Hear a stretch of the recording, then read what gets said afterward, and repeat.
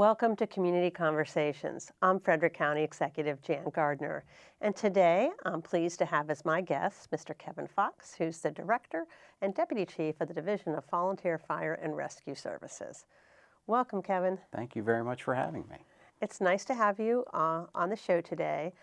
Maybe you can share with people a little bit about what you do to assist with the Volunteer Fire and Rescue Service in Frederick County. I actually work as an advocate for volunteer issues that are going on within the communities, within the different fire stations.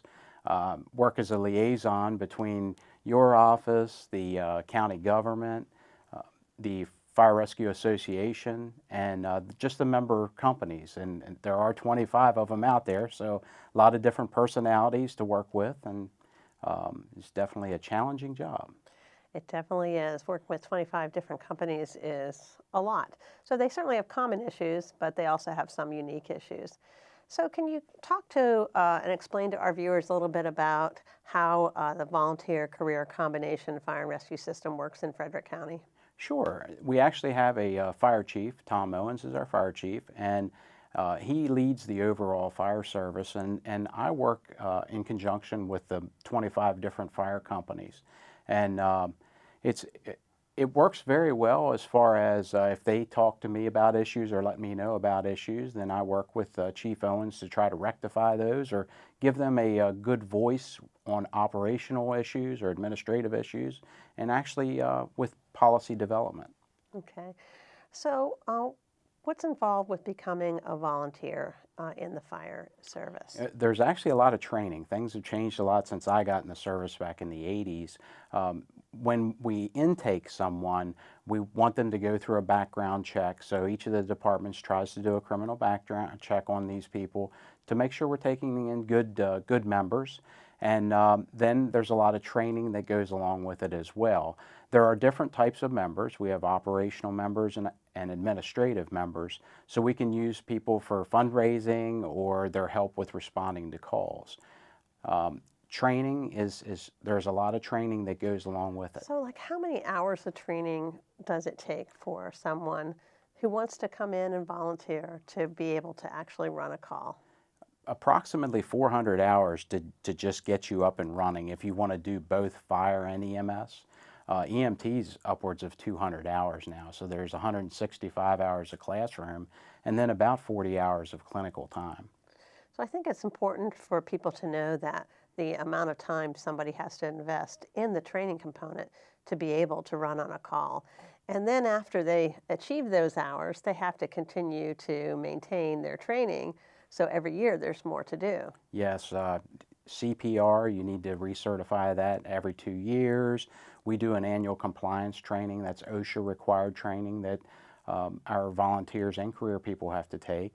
EMTs every 3 years, so there is quite a commitment. And you are right, the calls, there's definitely they've extended as far as the length of time that it takes to pick up a patient, transport them, and then return and be ready for the next call. Yeah, there's a lot more paperwork today than there used to be too. Yes. In terms of billing insurance and HIPAA compliance and all the rest of it.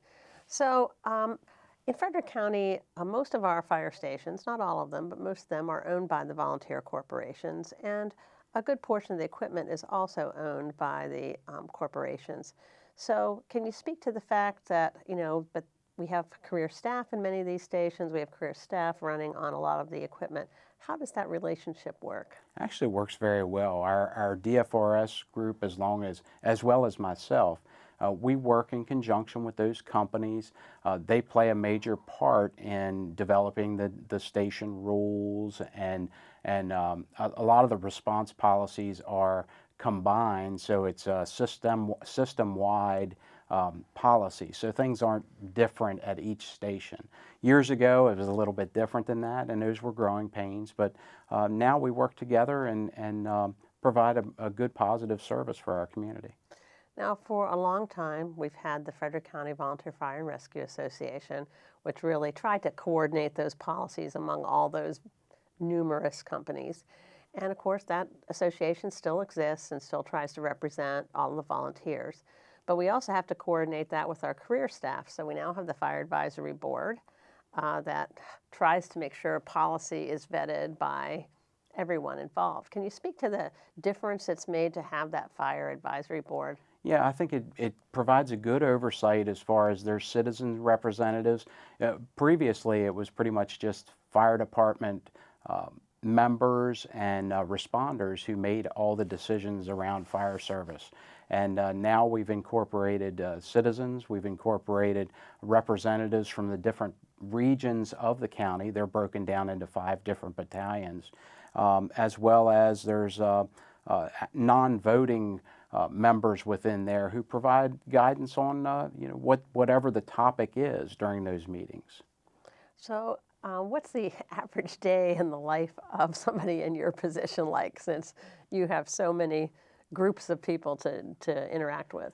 There can be administrative fires to put out as well. So I can deal with an individual event. I can deal with a station level event. There's just all kinds of things. Maybe there's an issue with a particular call that we went on. There's also a lot of work with the county governments, such as I work a lot with risk management on maybe there's a safety issue or something that needs to be improved at the station level, and I'll coordinate that with the company, relay the information, and then let risk management or whoever know that it's been taken care of. So all that helps with our insurance costs as well. There you go. So if a company has an issue, whether it's a personnel issue, a call issue, or a financial issue, did they call you first, or they try to solve it internally before they come to you? A lot of times they will try to do take care of issues at the lowest possible level. Okay. However, as they escalate, then I would hope that they would contact me, and then we would go a normal route of handling that, and then up to the fire chief. But yeah, that's normally if we can handle a complaint or whatever the issue is at the lowest possible level, that's the preferred method. So at the end of the day, we have this combined system, but the ultimate goal is to provide service to our citizens, to make sure that someone responds when they call 911 for help, and that person knows what to do and can provide the assistance that's needed. So what do you think we're going to see as some of the biggest changes and the biggest issues in over the next few years? Well, we definitely have issues as far as our veteran volunteers are starting to age out, and we're trying to recruit new members into the system, and it hasn't been an easy task. I won't, I'll be honest with you. We continue to work on that. We have the volunteer recruiter who is available, and I can plug in the phone number to contact the Gear Up program if you are interested in volunteering. But it's definitely been challenging with how our volunteerism has changed, and there are less and less volunteers available. Well, I think it's become difficult to volunteer operationally because of the training requirements that are out there. So it's a lot of time for somebody to invest. And of course, the county will pay for that training component.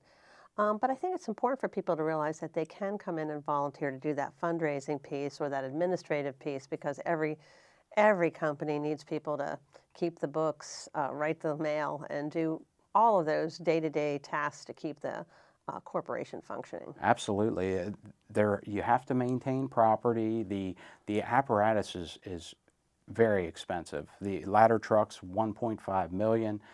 Fire engines are $500,000. So I mean, there's a lot of money that's needed to operate the fire service, and volunteers still play a major part and have a lot of assets in relation to our fire service in Frederick County. Yeah, I think people will be surprised to find out an ambulance can cost $240,000, $250,000, and ladder trucks more than twice that much. So it is hard to fundraise for those events or for those purchases. But I do think another thing all the volunteer companies provide is a sense of community. With all the summer carnivals and all the fire company dinners and bingos and other events they host really help to build a sense of community. They may be fundraising events, but they're fun events for people to go to. And I think people appreciate that community building sense of it as well. And I think that's a positive thing with the volunteerism, is the camaraderie that you gain from the membership in this company or these companies. But yes, you're exactly right. The festivals, the carnivals, the the fundraising events, they all bring the communities together. So it's a great benefit to Frederick County and the various communities. Yeah, they bring people together for a common cause. So we're almost out of time. So if somebody wants to volunteer, either operationally or to just support a company administratively, how can they get a hold of you, or who should they call? They should contact our volunteer recruiter at 301-600-2281. All right. Well, thank you for all you do. You do a good job trying to balance all the diverse needs of our volunteer fire and rescue service, and we appreciate that. Thank you for having me. Thank you for joining us, and I hope you learned a little bit about what's happening in Frederick County Volunteer Fire and Rescue. Thank you for joining us.